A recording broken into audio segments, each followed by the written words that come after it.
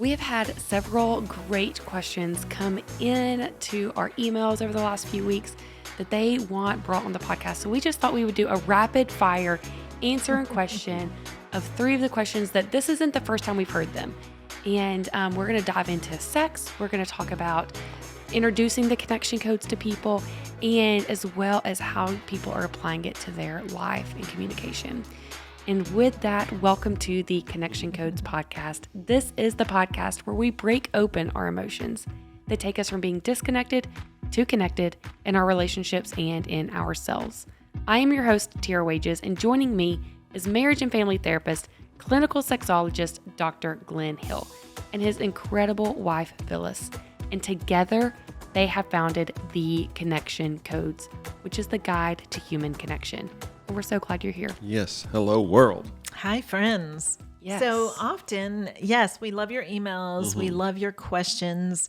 We do have times where we have groups go through our masterclass, and then we jump on at the end. That's to answer questions. And we had one of those recently. So we love that as well, like questions that come in from those. And then actually there was a question that night that then also came in with an email from a completely different person that said, how do you first introduce this idea like of doing the wheel or of just being able to share emotion in a way that is helpful? And so we kind of wanted to break down that question specifically. And I know with this group, you know, it is a matter of, are you trying to help a couple who's in conflict? Is that how you're trying to use the connection codes? Or are you wanting your friends to go through the masterclass with you? So there are there's different angles. And one of the things that I shared was going away with a group of friends that I've known for 20 years.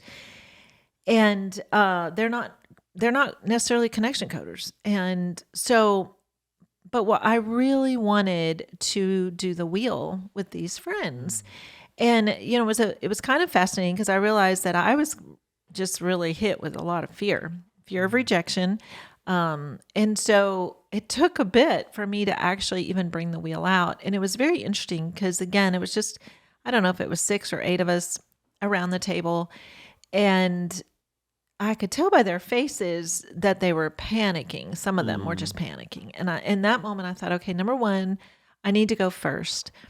And I also realized I don't need to spend a whole ton of time trying to explain the science behind emotion. Like it just needs to be a simple kind of like activity.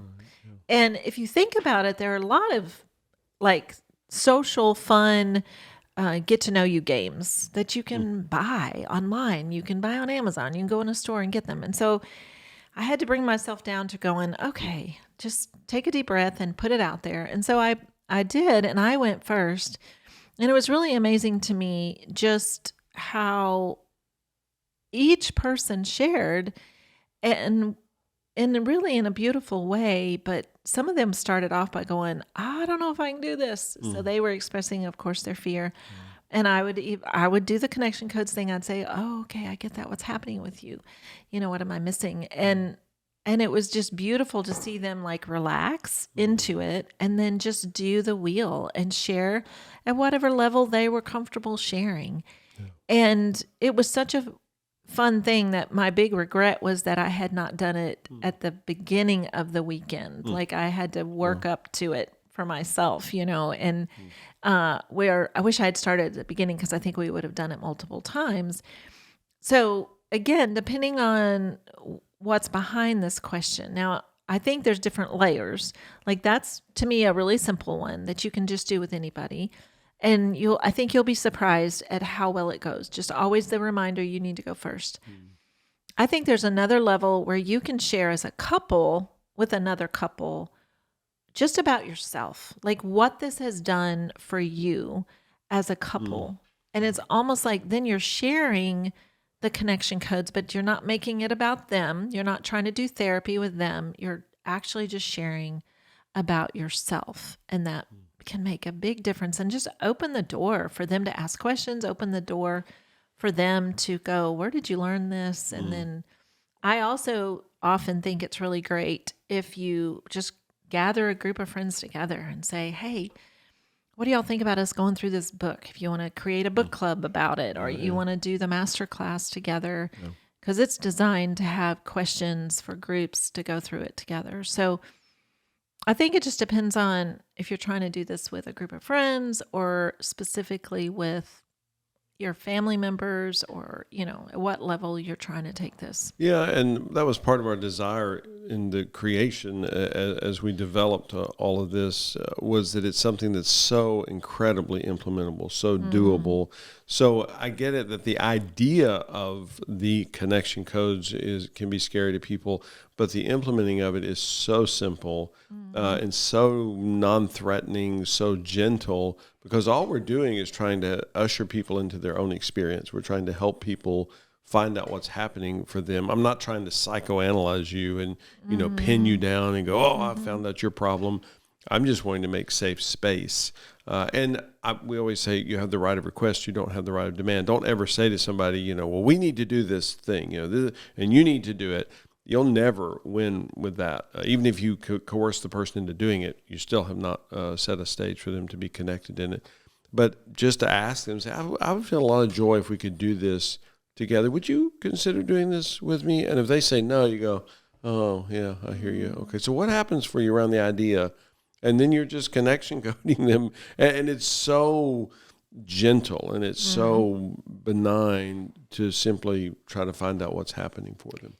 I think a part of it is even just if you're going to introduce the connection codes to a friend, to your partner, to anyone, knowing what it is really important. I think even a lot of our listeners don't fully understand what the connection codes tools are, especially if you haven't been through our master classes or read our book.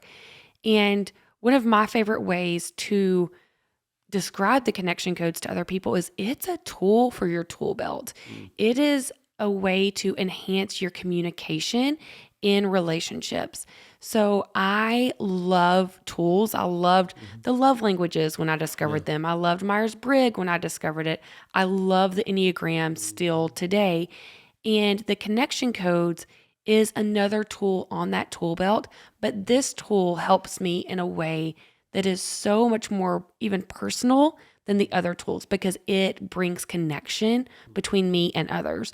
Where the love languages helps me know how to show Wes love and he shows me love. And we don't even use it as much anymore. We're aware of it. The Enneagram is very much about like who I am as a person. Now I can understand who I am, and I understand who Wes is and why he gives me 25 ideas before 9 a.m. And that used to drive me crazy. Right. And now I understand him and I love him through it and with it. But the connection codes now teaches me how to connect with him and connect with myself. So we are communicating and not experiencing conflicts, because the other tools I've had, we still had conflict over. We fought over the love languages multiple times. You're not doing this for me, and I've told you this is my love language. Or the Enneagram, we didn't really fight over it, but it wasn't as connecting. And so I love to present this as a tool for my friends, for my family, to learn how to live in connection with each other. And I think any of the personality profiles are so helpful. I encourage people to learn everything, anything you can about yourself, about your partner, about your kids, about your community, your circle, whatever. But so much of it is a descriptor to say, well, this is what happens for Glenn. This is how Glenn functions. Well, that's true, but what do we do next? Right. I need to know what to do next, and Phyllis needs to know what to do next with me, not just the description of me. And that's, again, was part of our mentality as the connection codes gelled and developed for us, is how will people know what to do on a Monday afternoon? Not just to say, oh, well, see, this is how Phyllis is. Okay, well, what do I do with her? I mean, okay, I get it. I've been with her for a while. I get that that's how she is. Right. But what do I do to connect with her? And that's was our dream and the power of all this. You know, part of the way this question was worded was kind of the idea of with couples, you see like one trying to share her emotion, or he's trying to share his emotion, and the other responds with defensiveness or with just like feeling, oh, now I need to solve what the problem that you've just presented me with, or, and it's kind of, again, that's where, and the person who's trying to share then feels very wounded, because it's like, well, this is not the result I wanted to see. But it's almost kind of that whole point of, if you don't know, because you just said that, like, if you don't really fully understand the connection codes, well, then one of you can be using it as a weapon. And like, okay, you want to hear my emotions? I'm going to tell you how angry I am and how hurt I am. And it feels so attacking. And it's like, okay, you're missing the whole, it's a complete set. Well, like, you've got to know more. And we've definitely have seen people who use it as a weapon. And when you kind of even break that down, because I at one point I had a friend, this was quite a few years ago, but they only did the wheel one time. And she basically said, I don't want to know all that about him. I don't want to know how angry he is about or hurt that I did that. I don't want to know. And it's like, okay, that was where she wanted to live in this relationship and in this marriage. She's just like, I don't want to hear it. I don't want to know. And I think that, again, you have the right to make that choice, to live like that. But because the fact is, you not knowing doesn't change the truth. Well, the truth is still there. The truth of what your spouse is thinking or feeling is still real. It's still there. And how you take it and react to it is what can change potentially the relationship. Right. And making space for each other is what it's all about. And I know we have people that at times go, well, will this work if only I'm doing it and my spouse isn't open to it? And yes, because you're tuning into yourself. It's a messenger and a guide for you to understand your emotions, to understand what's happening for you is for your benefit.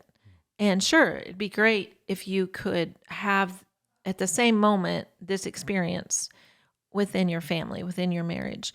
But this is very, very helpful just for you. And we also have seen where if one person starts just using these tools, even in how they respond to everyone else in their house, just like we teach the one about don't ask why indicts, what happens invites. And even making small changes like that, your family, your coworkers, the people in your community, you all of a sudden see them reacting to you differently. And it makes something beautiful really come out of all that. And you're the only one actually that knows the connection codes or that's using the tools. Yeah, and there have been so many times that we hear from parents that during a workshop, they'll go home that night and they will ooh their kids for the first time ever. They come back the next day. And again, this happened repeatedly so many times. And they're like, my kid, my 12-year-old, my 15-year-old told me that they had never felt heard by me before. They had never felt safe. They'd never felt seen. And they're just stunned by that. Because, I mean, all the parents I know love their kids. They're wanting goodness for their kids. And they did not realize that, the way I've been doing this for years and years, my 14-year-old does not feel seen, does not feel heard, does not feel safe with me. And it's so revolutionary, literally in one conversation over just a few minutes. And that was, again, our dream was that this would be the case. Right. And so the connection codes are a simple tool that teaches you how to identify your emotions. And it is just something to have on your tool belt to connect with yourself and connect with others. I love that. That's a great question. And I'm excited that one of our listeners wants to introduce this to more people. So thank you for that. We had someone else write in, and this kind of goes along with it, where she was referencing our episode where we talk about Phyllis, if Phyllis is experiencing pain, and Glenn's like, well, that's what's happening for Phyllis, and that doesn't mean I have to change anything. The example was that Phyllis was lining up her cup to match Glenn's pain, actually. Yeah. And you're saying, you don't have to change your life for me. You don't have to adapt for me. And so she was like, well, my pain is that my house is a mess. And does that mean that my family just should not help me in that? Like me just processing my pain, does that mean that they should not be contributing?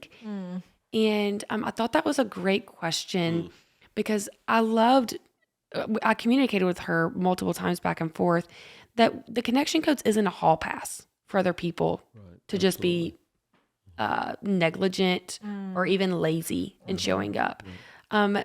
When Glenn is experiencing pain over Phyllis's cup being lined up or the towels not being lined up correctly, if this is your first time listening, Glenn experiences OCD and has for years, and that used to be a really deep source of pain in their relationship. And now they've experienced freedom because they can process their emotion through it. But that doesn't mean Phyllis has to change how she folds the towels for Glenn. But what does it mean? You know, where is the shift of, okay, but you should help in your home? Yeah, I mean, it's tricky because every human's unique, every couple's unique, every situation is unique, and I have the right of request. And just to clarify what we're talking about is that I line up the straw on my Yeti to line up with the logo, the way God intended it to be. That's the reason they put the logo on there, so you can have your straw perfectly lined up. Well, Phyllis doesn't do that. I trust you get my facetiousness in that. But although, and very true that I'm being facetious now, 30 years ago, I experienced that. That was very, very real for me. I have the right of request, but Phyllis has the right of refusal. I'm sure we've shared that I love playing poker. I'm a pokeraholic. I can play poker endlessly. Phyllis does not hate poker. She despises poker. She ain't playing with me. I ask her periodically, I'm like, babe, there's a tournament we could both play in, and I'd feel so much joy if you'd play in this poker tournament. And she goes, yeah, I get that. Well, not doing it. And we went on a cruise recently, and we had the opportunity to play in a tournament together. And I presented it to her, and she said, I'll think about it. There, I thought about it. No, I'm not doing that. And she didn't the whole cruise. And I felt a little bit of sadness, and I told her that. But it's not disconnecting for us at all. It would have been incredibly thrilling for me if she had played in that tournament. But that's just not something she's going to do. There's lots of other things that she's more than delighted to shift this, and it's very much vice versa. There are things that I shift because it's valuable to her. I make our bed every day. I hate making up our bed. And every day when I make up my bed, if you watch me, I would literally be going sad, sad, sad, and joy, joy, joy, joy, because I know it matters to my partner, and I know that next time she's in our bedroom, she'll see it, and she'll be like, oh, joy, the bed's made. And that literally is every day an occurrence for me. But I'm delighted to do that. I still don't like making up the bed. My world record is 43 seconds, but it usually takes me about 1:20. But I'll do that because she's so valuable to me that I'm delighted to do it. Right. And so I think that it comes from just being in a partnership. Yeah. You know? Wow. And so with this woman that I was emailing with, I told her, I said, why don't you approach your kids and say, hey, will you partner with me? Like, I have a lot of pain when I come home and our house is destroyed. Will you partner with me and help me do it? And truthfully, like my kids, we have a reward system. If you do your chores, you get a cotton ball. If you do your chores with a good attitude, you get 2 cotton balls. And you can turn those cotton balls in for prizes down the road. And I remind them, like, we are a team and you are expected to pull your weight in our home. Like, it cannot just be up to me all the time. And so it's not a hall pass just for them to be like, no, it's your pain. You deal with that pain. Right, I'm not going to help here. And that's true even when you're in conflict for your partner. If I have said something really hurtful to Wes and I didn't even intend for it to be hurtful. I said something, Wes feels pain in it. Yeah, that is his experience, and that doesn't mean I'm a bad person or I've done anything wrong, but I still need to tune in to his pain. And I need to acknowledge, okay, for next time, how can I support you better? There is that last question of, what do you need? Absolutely. And so when you are conveying your pain to your partner, to your kids, or vice versa, that what do you need is very, very important. And when they share, listen. You know, Yeah. if Wes is saying, I need your help doing the dishes, I need to tune into that, because sometimes he may say, I don't actually need anything. I just want you to know I'm feeling lonely. Yeah. Well, I think, to me, we could probably talk hours about how homes function. Like, how do we create a haven in our homes? How do we not stay disconnected? Because we do hear a lot, like, in the fact that there's often just a lot of anger in homes because we're not communicating at the core.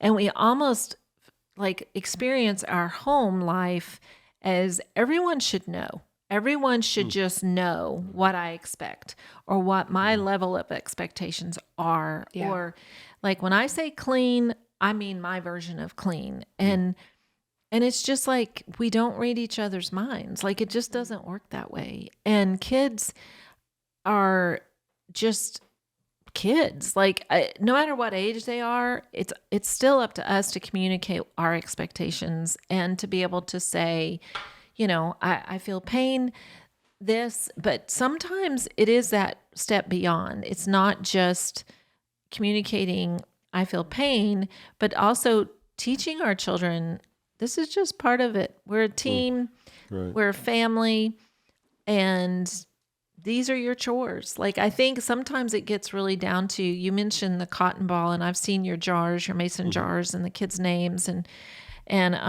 it's like there are systems. It doesn't have to be cotton balls, but there are systems where you can get your kids to be a helpful member of the family. And I know that we have an incredible parenting masterclass that I think is so practical with talking about how do we teach our kids to have really good emotional health, but then also just how to create peace in our homes and how to create that teamship where it's just like, this is just what part of this family, this is what we do. And we all have different standards for that.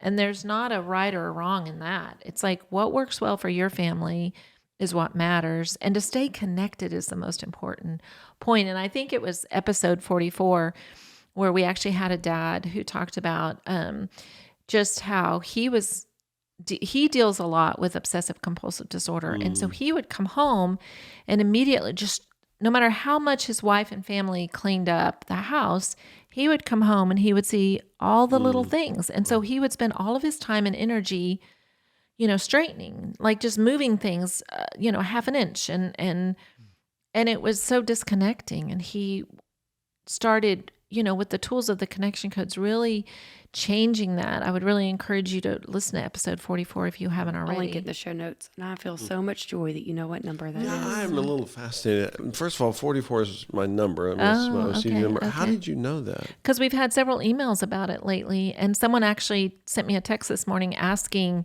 what episode that was. And so because it's come in on an email recently that someone else referenced it, so I was able to give it. So now it's like it's stuck in my mind that was that episode, or I wouldn't have known that. I don't know all of our episodes. I had so much joy. Okay, I get that. I hear Impressed. that. But I think that to me, the biggest message is create a home where you're not disconnected with your people all the time. Yeah. And you got to make space for what they're experiencing, and you got to make space for what you're experiencing. And then create systems that work. I mean, these are questions that we get. Like even one of our daughters last week asked me, she goes, Mom, how'd you do it? Like our house was always picked up. How'd you do it? And I was just giving her practical suggestions on how we did it when the kids were all home and young.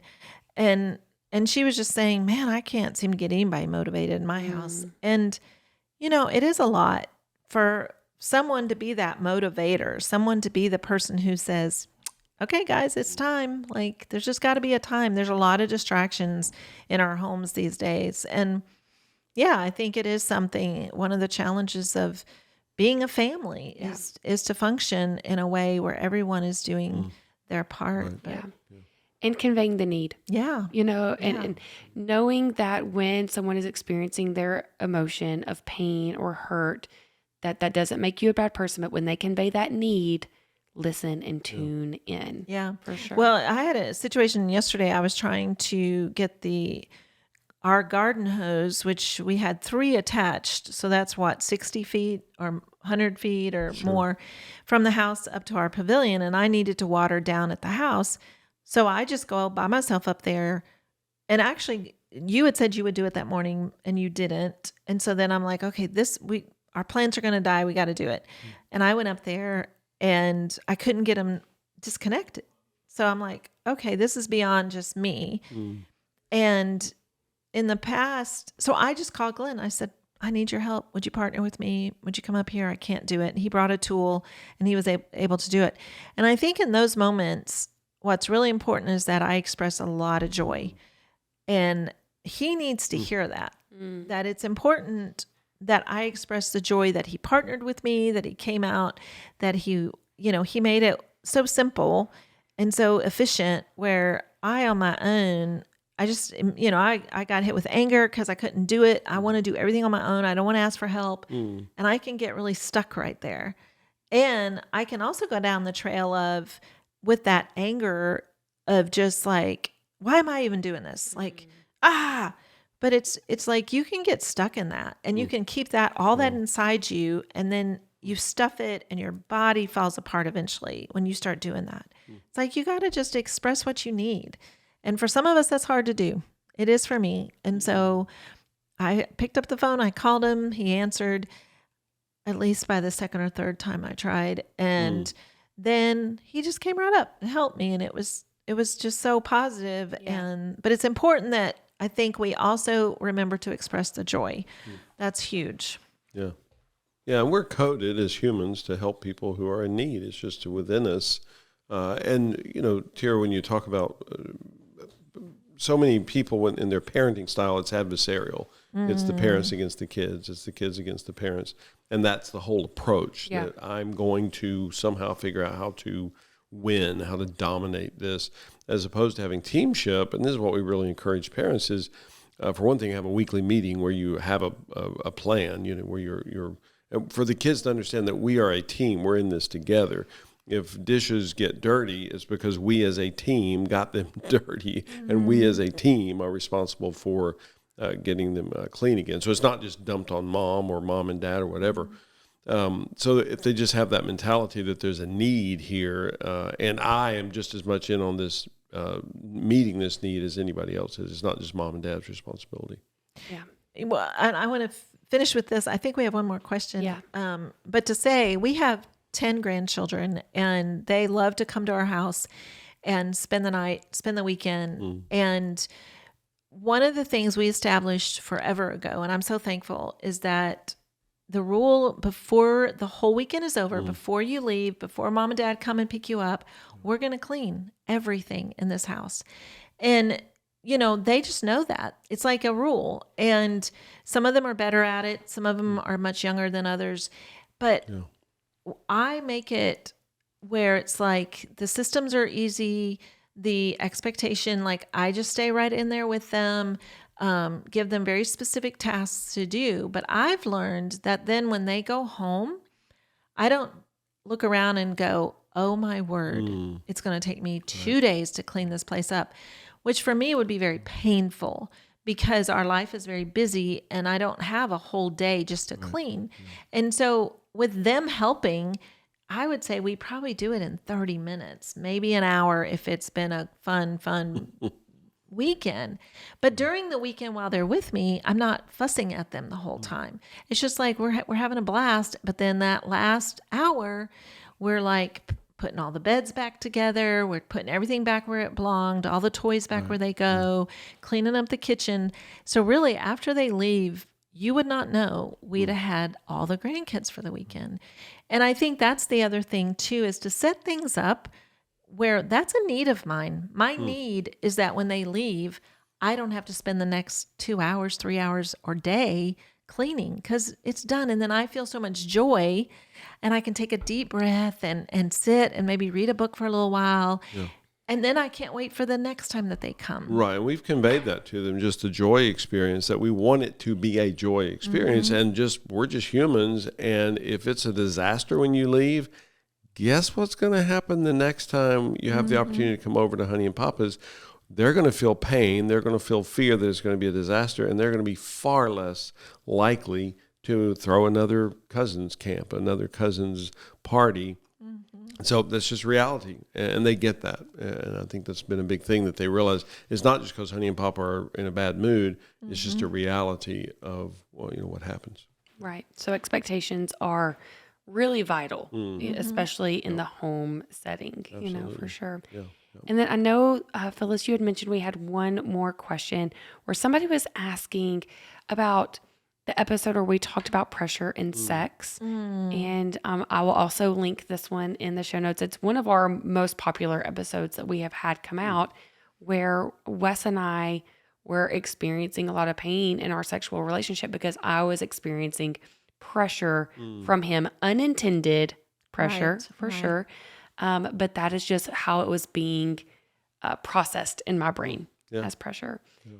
And so what was this person like? Well, they loved that episode, but they were saying, or she was specifically was saying, could you address like more practical ways to kind of like in their marriage, she has lived there for a really long time, just the pressure. So they're new to connection codes. They've done the masterclass, they've done the foundations, and they've done late night. And it's helped tremendously. And she said, we're doing sex dates now.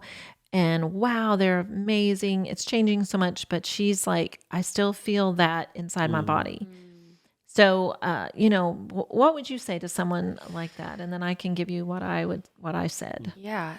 It's tough to not know like her home experience because I think a lot of it happened for me. The most pressure that I felt was during the time that I had small kids at home, which I still have a 4-year-old. He's still a shorter human. But when I had babies at home, that's where I really felt the bulk of the pressure, just because I was completely depleted as a person. And now that I have more autonomy over my body, it doesn't feel as pressure-like from him. But I think that we go through different seasons and different stages in life, depending on just the outside world and what is happening and what you're having to give up every single day for other people versus what you're able to give back to yourself. And so I would say make sure that you are giving yourself space and yourself time to be a human and fulfilling your own needs. Because I think if you can fulfill some of your own needs, then it opens up more space for you to help fulfill the needs of your partner and the desires of your partner. And I'm glad to hear that their sex dates are going well. I also say that the better our sex has become, the less pressure it feels like. And so now we're able to have more fun in the bedroom and it's a more enjoyable experience and not just, okay, I'll do this thing for you and it's only for you. It definitely changes the dynamic, and I'm able to convey to him now even what type of sex I want, like, because which Wes, and you're okay with this. I know, just so you know, Wes is okay with me talking about our sex lives online. He enjoys time with me. He loves being with me, which is so awesome. But that means he likes to spend some time. And I've had to convey to him that everything in my life is slow. Getting my children out the door to go anywhere takes an hour. Wow. Asking other people to do things, everything is a process in my life, and everything feels very slow. And so when it comes to sex, I'm like, I want to bang it out. Like, I want something intense and like moving. I don't even mean it needs to last 2 minutes, but I just don't want it to be slow, because then I am bored and it's the end of the day and I'm tired. So just being able to convey to him what I desire and what I want in this stage of life has been very helpful. Yeah. Which I don't know if you even recognize, because you're living it, but how unusual that is for male or female, but for the woman to be able to convey that to her partner. Oh, it's a brand new situation, guys. Very few. Yeah. Yes. To have that safety, have that space to be able to just say what's real, what's happening, what's authentic, what the need is. So that is just spectacular. And so I will add to that, though, that just for people listening, that doesn't mean I'm perfect at this. Even last night, we're doing 75 Hard, so we're walking together every day, and he tried to bring up our sexual experience from the night before, and I was like, I don't know if I could talk about this right now. And so I tried to engage in conversation with him about it, but I'm not perfect. It doesn't mean that I can just like talk to him about the inner workings of everything. I think I did okay last night, but in those moments is still where it feels more pressure-like. Because I struggle with shame, which we talked about on a recent episode. And so when I have to talk about it in hindsight, then it feels very shame-inducing. So I can do better to be like, let's bang it out. I'm tired. Let's go for it. But I'm there. I'm present. I'm active. I'm not just a body anymore. Yeah. And that's a huge shift for us. Well, I know we're going to totally run out of time because even the banter is really hard for couples. Like, and so many couples that we hear from, it's more the husband that wants to engage in the conversation, like loves the next day. And, we do this super comfortable when we talk about, the movie we saw last night was so great. And we can go back over the whole movie. Yeah. And the banter of that is no problem. Or you went out to a new restaurant and you're like, oh my word, last night the bread was to die for. And you can banter about that. But I think because of our heritage, sex goes into a different category, and all of a sudden we are just like that embarrassment or the shame, like, oh, no, we're not supposed to talk about this. Yeah. And to realize, okay, then process that shame because, it's just like talking about the restaurant that you went to the night before. But I think that a lot of times we are kind of stunted in that. And the other thing I was thinking about is the brakes and the accelerators, like understanding what your brakes and accelerators are. Because right now, you're like, even you just verbalizing that makes so much sense. Like for you, a brake is going slow. Yes. So that's a negative, right? Yeah. It's like, don't go slow right now because of the kids, because of your all day long experience of kids who are so stinking slow. I've witnessed it, as most kids are. Like you ask your 4-year-old put on their shoes, and gosh. That's a my project. word, you could have already gone to the store and back before they ever even find their shoes. Totally. And so, there's just so much about that, but that's the season you're in right now. Yes. So that doesn't mean that's the season you'll be in 10 years. Right. So it's not I've got this all figured out for forever. No. It's the brakes and accelerators that change, which is so huge. And I think that having patience like that, to me, the person who was asking us this question, to me, it's like they're in a new season. They have had a lot of trauma in their marriage, a lot of trauma in the early part of their sexually in the early part of their marriage. And so it's like, give yourself time and grace, because the whole pressure thing, you don't just take a pill or snap your fingers and go, okay, I don't feel pressure anymore. Right. It's like you're battling within your own self that experience. And the more that you have good experiences, that will balance out, and you'll realize, okay, wow, I'm in a relationship, in a marriage now where I can actually just accept the fact that he just likes me. Yeah. He likes being with me. He likes my body. He likes everything about me. And so it begins to, you begin to shift that pressure thought or idea, during those seasons. Yeah, I totally agree with that. And, I also want to acknowledge that the first time I told Wes, no, I just want to bang it out, it was very painful for him because he didn't understand what I meant by that. And because he was like, you just want to get it. It stirred up trauma from him from our early marriage of me just being like, let's just get this over as quick as possible. And so it took us really talking about it, be like, no, I'm not trying to get it over, but breaking it down of what I needed so I could actually be in tune. Because if things go slow, I'm checking out. And once we were able to get over that hump and use the connection codes, praise the Lord, we had the connection codes in that moment, so we didn't fight about it. We were able to connect and understand each other. And so, yes, definitely know that there are different seasons that you're going to go through. Right. And it will shift. And over time, it's going to look different. And so to have hope that wherever you're at, if you're experiencing that pressure, process it and see what do you need. And it may even be like reframing your thoughts. Like when I can reframe my thoughts, when I'm in a healthy mental state and I can reframe and think, oh, he wants to be with me. He loves me. I'm his partner. That changes. It takes it from being a pain experience of him asking to being a joy experience. Yeah, and let me just add real quickly, because I think it makes a difference, is for people to process through what the pressure is, and because different people experience pressure different ways. So whether it's a fear experience, whether it's a shame experience, whether it's a pain, a sad experience, to get it down to the core emotion that's, again, just brain chemistry firing in the brain.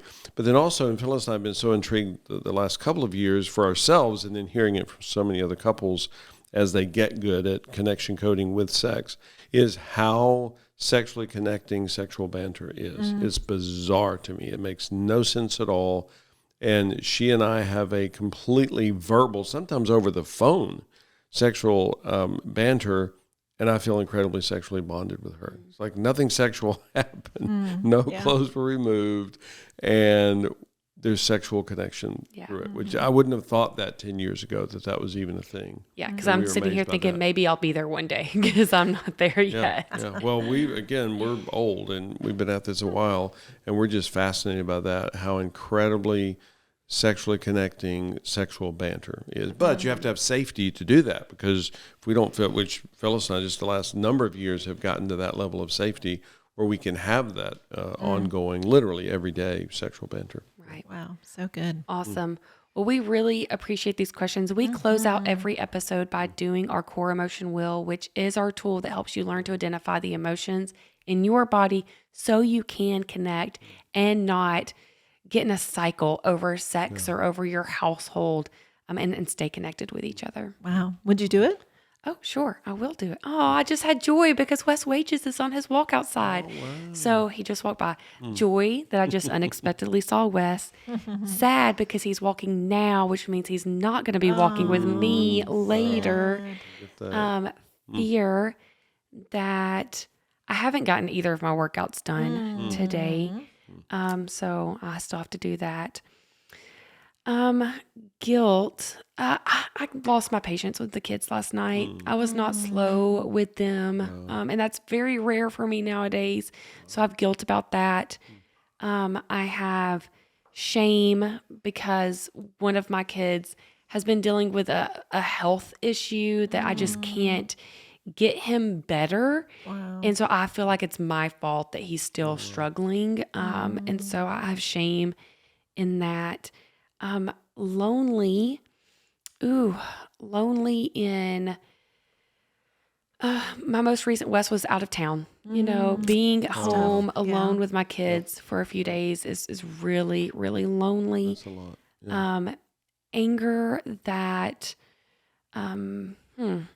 we've talked a lot about the online, situations, just that there are mean people out there, and not just like people willing to give constructive advice or ask questions, but just downright mean humans. And I have a lot of anger in that. Yeah. And then what am I missing? Hurt? Yeah, probably hurt. I'm just hurt from getting a glimpse into what it looks like online, and just seeing that I'm hurt that those people are hurt, which is driving their trollness, you know? Yeah. So yeah, wow. I have pain and hurt in that. Wow. But I have joy in being here with y'all every single week and getting to answer your questions. And we read your emails. We do have someone that helps with the emails, but we see so many of your questions come in, and that is just so connecting. So thank you for that. If you would like any additional resources, go to connectioncodes.co/podcast. These people wrote in because they have gone through our framework for connection, and that's where you can find the tools to begin your journey there.